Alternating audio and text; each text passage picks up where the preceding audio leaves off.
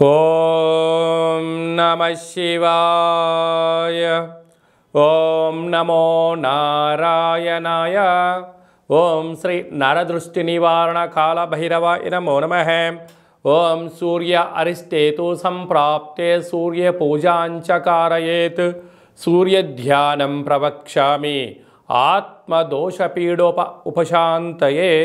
హరి ఓం.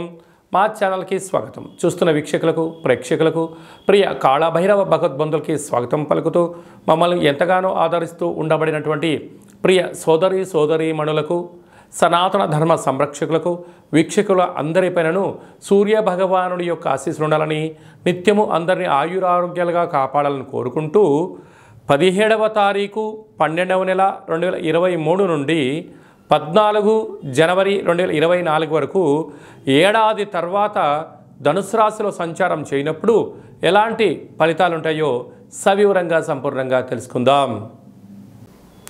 వృశ్చిక రాశి వారికి రవి భగవానుడు ధనుసు రాశిలో ఏడాది తర్వాత సంచారం చేయనప్పుడు ధనావాకు కుటుంబ స్థానంలో రవి భగవానుడు సంచారం చేయనప్పుడు ఎలాంటి ఫలితాలు ఉంటాయో ఈ వీడియోలో సవివరంగా సంపూర్ణంగా క్లుప్తంగా తెలుసుకుందాం. వృశ్చిక రాశిలో ఏ నక్షత్రాలు వస్తాయనగా విశాఖ నక్షత్రంలోని చివరి పాదం 4వ పాదము, అనురాధ నక్షత్రంలోని 4 పాదాలు, జ్యేష్ఠ నక్షత్రంలోని 4 పాదాలు కలిపితే వృశ్చిక రాశి. వృశ్చిక రాశి యొక్క అధిపతి కుజుడు.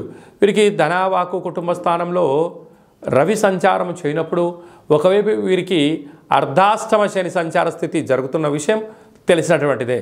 కనుక ఈ ధనస్థానంలో రవి సంచారం చేసినప్పుడు దయచేసి అప్పులు ఇవ్వద్దు, అప్పులు తెచ్చుకోవద్దు. హంగులకో ఆర్భాటాలకో ప్రతీకారం తీర్చుకునేటువంటి కాల సమయం ఇది కానే కాదు. ఇలాంటి కాల సమయంలో మౌనం, ప్రశాంతత, పెద్దవారి మాట వినడం, సత్కర్మ చేయవ సత్ఫలితాః అన్నట్టుగా మీరు మంచి కార్యక్రమాలు చేయడం వల్ల మంచి ఫలితాలు మీకు వచ్చే పరిస్థితి ఉంటుంది. ఆవేశానికి వెళ్ళినా, అనర్థాలకు వెళ్ళినా, చెప్పుడు మాటలు విన్నా ధనం పోతుంది, సమయం పోతుంది, అనారోగ్యం మీకు వెంటాడుతుంది, మీ యొక్క ధనము ప్రమాదాలు పొంచి ఉన్నాయి. తస్మాత్ జాగ్రత్త. కనుక మీ జన్మ నక్షత్రం రోజున అష్టమి పూర్ణిమ అమావాస్య తిథుల యందున మౌనం, దూర వాయు ముఖ్యమైన ప్రయాణాలు వాయిదా వేసుకొని ఉత్తమోత్తం. సాఫ్ట్వేర్ ఉద్యోగస్తులు, వ్యవసాయ సోదరీమణులు, గృహ భవన నిర్మాణ కార్యక్రమాలు చేసేటువంటి వారు, అనేక రంగాల వారందరికీ కూడా ప్రత్యేకమైన శ్రద్ధ అవసరం అని చెప్పి గుర్తుపెట్టుకోవాలి.